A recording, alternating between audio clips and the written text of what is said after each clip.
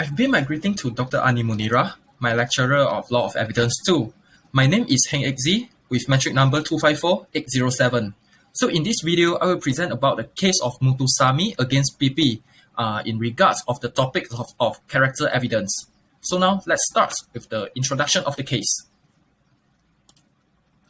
Based on the case facts given, the accused was actually a lorry driver, and he was then charged with Section 352 of Malaysian Penal Code, which is the offence of house trespass with the intent to intimidate the occupant with assault.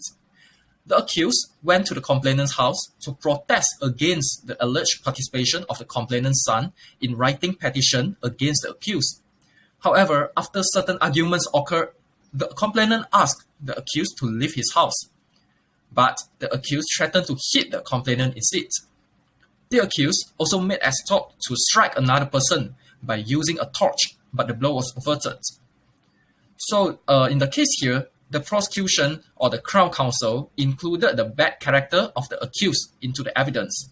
It was held by the learned magistrate that evidence was brought that accused is a quarrelsome person and that he had quarreled before and also on certain other occasions. The accused was then convicted of the offense, and after that, it appeared that accused had been bound over in $50 to keep the peace, and also the period was not stated by the learned magistrate. However, this was 18 years ago, and this was not conviction and was too long ago to be grounds for severity. So the main issue to be discussed in this case was whether the accused's bad character is relevant to the case.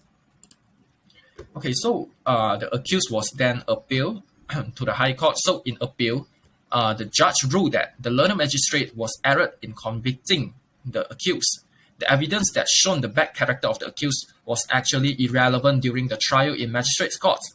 Thus, the learned magistrate varied the consecutive judgment and also released the accused on probation by giving certain securities for his good conduct for the period of 9 months. So now, let's continue with my reflection. First of all, character means the reputation and also the disposition of a person. So in the context of a criminal case, the bad character of the accused person shall not be taken into account or taken into consideration in order to decide for the outcome of the trial. And in the position of Malaysia, based on Section 54 of Evidence Act 1950, it clearly stated that it is irrelevant in criminal proceedings when the accused person has a bad character, except in reply. Furthermore, a person who has been charged and also be called as a witness shall not be asked or shall not be required to answer any of the questions that tending his own bad character. So I can generally divide the bad character into 3 types. First of all, it would be the commission of the offense, which comprises of the previous conviction or the previous acquittal.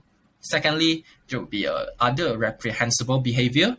And lastly, it will be evidence of disposition, which means the evidence of the bad habits of the person. So based on the general rule, evidence of bad character is not relevant to the case. And of course, there are some of the exceptions to the Section 54 of the Evidence Act 1950. And first of the exception is the statutory exceptions. Let's say if the bad character has propensity towards the acts complained of, and also a fact showing the existence of the state of mind in reference to the particular matter in question. Furthermore, there will be a previous commission of offense upon the trial is relevant. Meanwhile, the second exception would be res gestae. Through this exception, it was laid down in the case of Kanapati against R. If the evidence tender form a part of res gestae, the previous bad character of the accused is admissible and also relevant to the case. The third exception would be the part of the evidence motive, which form a motive or any preparation of any facts within the issue. And fourth one is the relevance of determination of criminal sentences. Meanwhile, the last exception would be to rebut good character in pursuant to Section 53 and also Section 54 of Evidence Act 1950. So there will be some of the recommendations and also suggestions from me. First, a person shall not be judged strenuously by merely referring to the awesome spectre of his or her past life, because it would be very unfair. Generally speaking, bad character is not admissible, but there are certain exceptions, as above mentioned, as I mentioned earlier, which enable the admissibility of such evidence. Also, it has to do with the alleged fact of the offense with which the accused is charged, or evidence of misconduct in regarding or in connection with the investigation of the prosecution of that particular offense.